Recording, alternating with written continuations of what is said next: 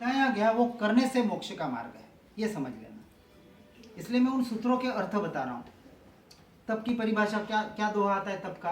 इच्छा रोधे समरी परिणति समता योगे रे तपते तेहिज आत्मा वर्ते निज गुण भोगे रे। किसको बताया तप? आइंबिल बताया, इसमें उपवास बताया, अठई मासच कमण बताया, नहीं बताया। क्या बताया?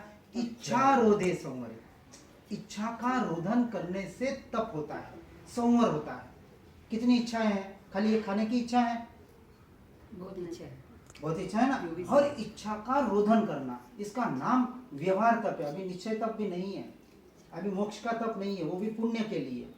जब तक आप अपनी इच्छाओं का, हर इच्छा का, इच्छाएं तो अमी पे अनंत इच्छाएं हैं। तृष्णा कितनी, एक मिल गया तो और चाहिए और चाहिए और चाहिए, कोई संतोषी नहीं होता है। और हमारा मार्ग तो परिग्रह से बचने का बताया, और आज सबसे परिग्रही हम जैन लोग हो गए हैं। परिग्रह को पाप, सबसे बड़ा पाप परिग्रह बताया, और सबसे बड़ा परिग्रह आज हमारे जैन लोगों का है।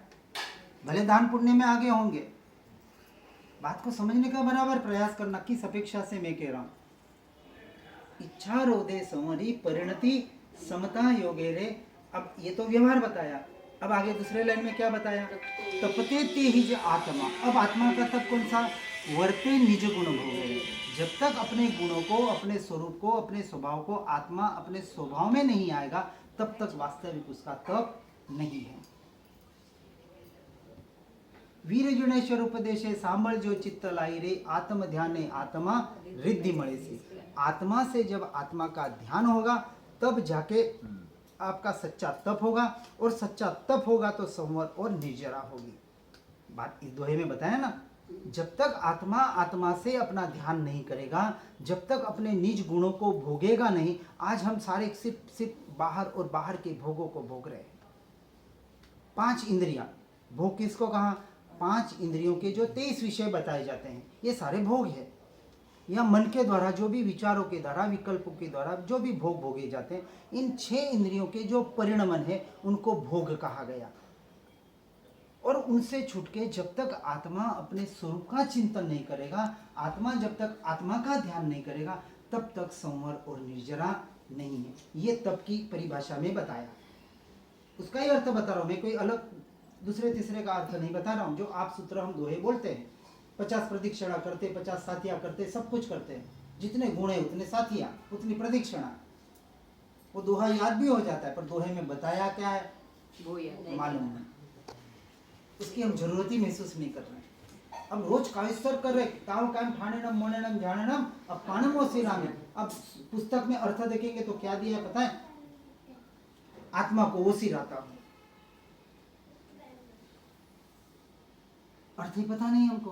ताव कायम, ताव यानी इस प्रकार से, कायम यानी काया को, ठाणेनम मोनेनम जानेनम स्थान से, मौन से, ध्यान से, अप्पाणम वो सिरामी। अप्पाणम का अर्थ क्या?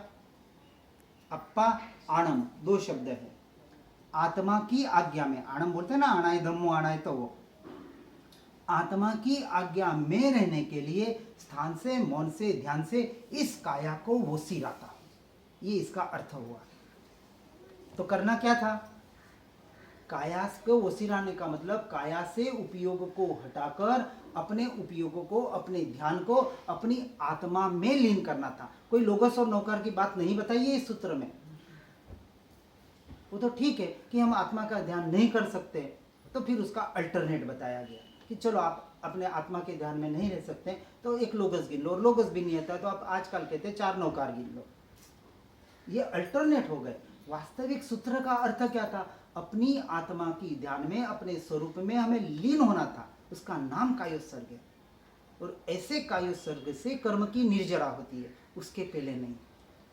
लोगस गिनेंगे, नौकार गिनेंगे तो आपको सिर्फ पुण्य का बंध होगा। बात अच्छी है, निषेध नहीं है उसका, क्योंकि कम से कम आप पाप से तो हटते हैं। तो सामायिक का अर्थ भी क्या बताया? आत्मा में रहना, यह सामायिक।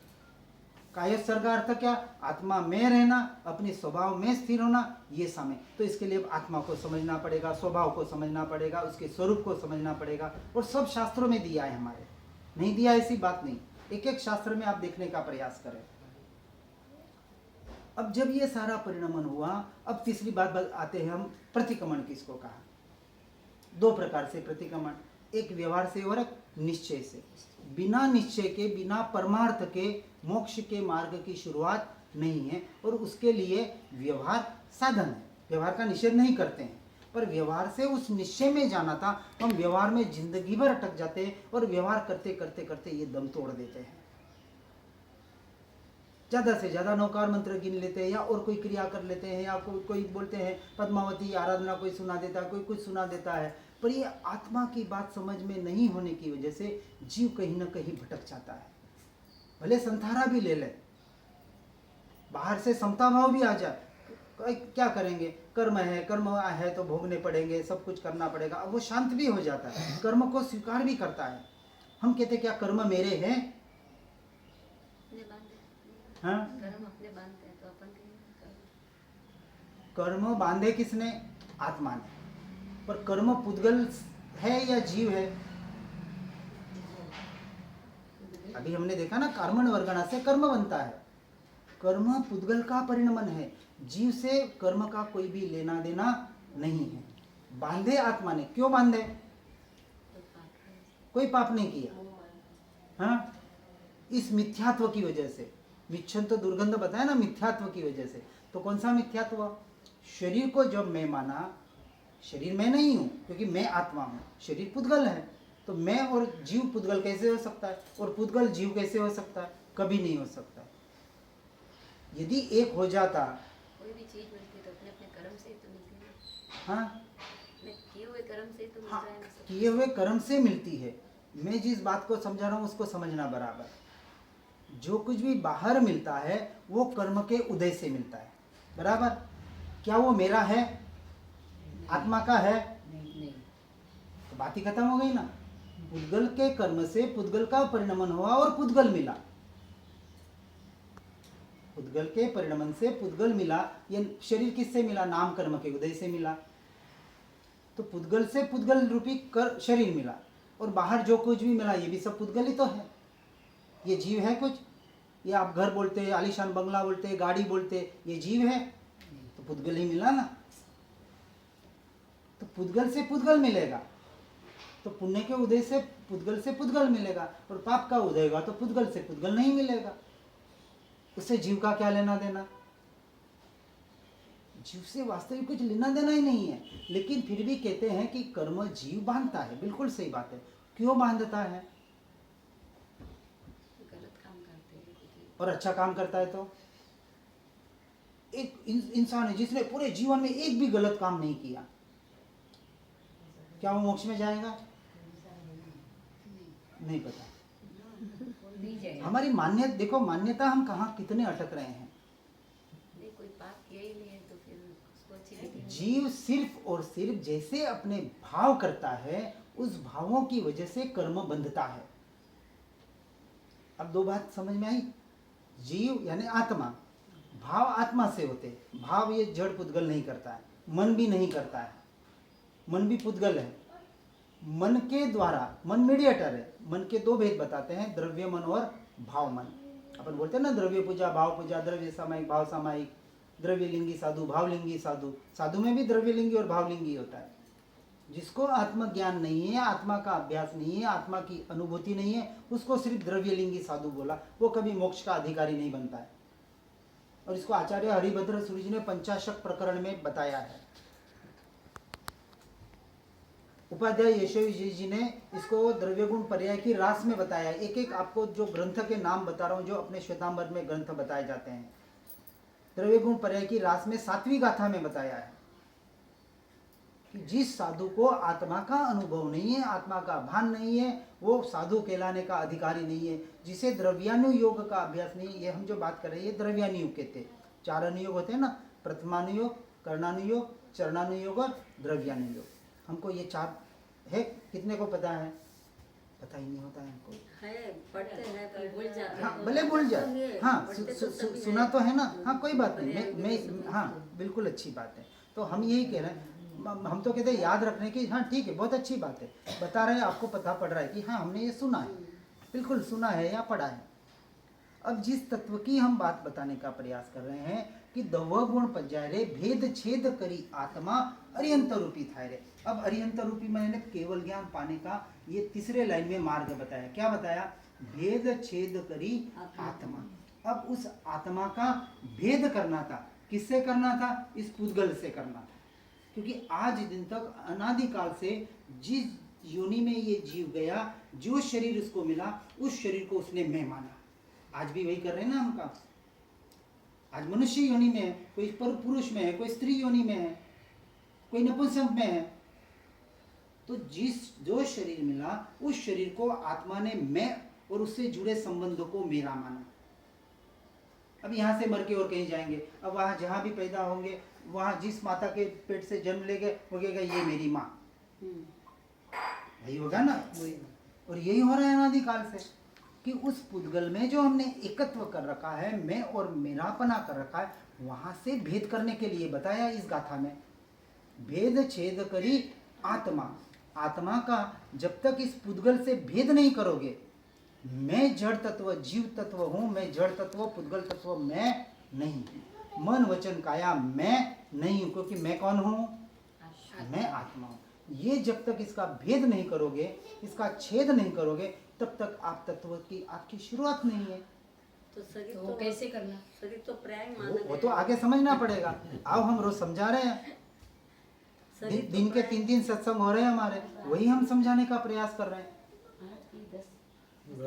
आगे क्योंकि हम यही सारे सूत्र एक एक सूत्र आपको बताएंगे। आप संथारापुरसी स्पर्श तो किए ही होंगे। एगो हम नथी में कोई नाह मन्नस सकसी एवं अदृण मनुष्य अपान मनुष्यासी एगो में सास्वपा नानदंसण संयोगा शेषा में बाहिरा भावा। आगे संयोग संजोग लक्षणा। अब क्या बताया इसमें? बहुत साल हो गए, चलो कोई बात नहीं, सूत्र तो सुना है, समझ ही नहीं है। पर उसका अर्थ कभी नहीं नहीं। हाँ, वो संतारा पोरसी में सब बोलते हैं, वो तो साधु भी बोलते हैं और सब बोलते हैं। बोलने से क्या हो जाएगा? बोलने अधिकारी मुझे खाना खाना है, मुझे भूख लगी है, मुझे खाना खाना है, मुझे भूख लगी है, पेट भर जाएगा? नहीं, चलो अर्थ भी जान लिया, अर्थ भी जान लिया, क्या उस अर्थ के अनुसार अपना जीवन जीने का प्रयास किया?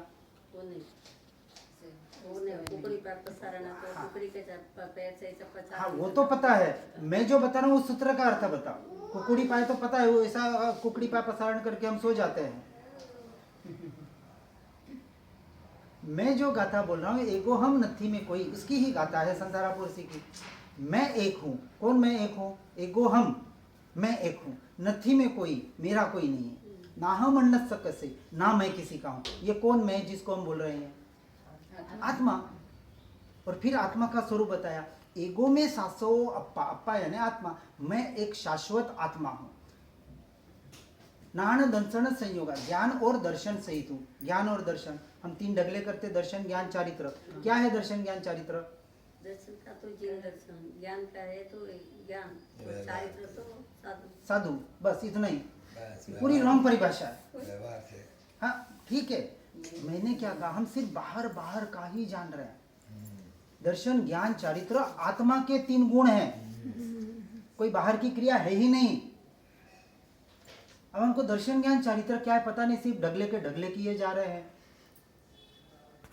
बिल्कुल सत्य बता रहा हूं मैं आपको। किसको कहा दर्शन ज्ञान चारित्र? आत्मा के गुण है। क्या गुण है? उनकी क्रिया क्या है हमको पता ही नहीं। कैसे आप आत्मा की क्रिया करेंगे?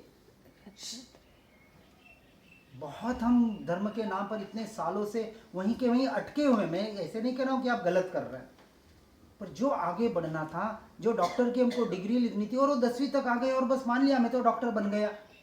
अब वो कैसे डॉक्टर बन पाएगा? 10वीं को ही डॉक्टर मान लिया कि मेरी तो डिग्री हो गई, वो कभी आगे नहीं बढ़ पाएगा। हम उस डिग्री की बात बता रहे हैं जहां आपको इसी मार्ग से पहुंचना है, और ये सूत्रों में बताया। शेषा में बाहिरा भावा, मेरे आत्मा ज्ञान और दर्शन के सिवा जो भी भाव हो रहे, मोह राग द्वेष के भाव हो रहे, ये बाह्य भाव है, मेरे नहीं है। मेरे यानी किसके? ये बताया इस सूत्र में। शेषा में बाहिरा भावा संयोग संजोग लक्षणा। किसके लक्षण वाले हैं? संयोग और संबंध के लक्षण वाले हैं। ये संयोग और संबंध के लक्षण से ये जो आत्मा के भाव हो रहे, ये भाव भी मेरे नहीं। इसी का नाम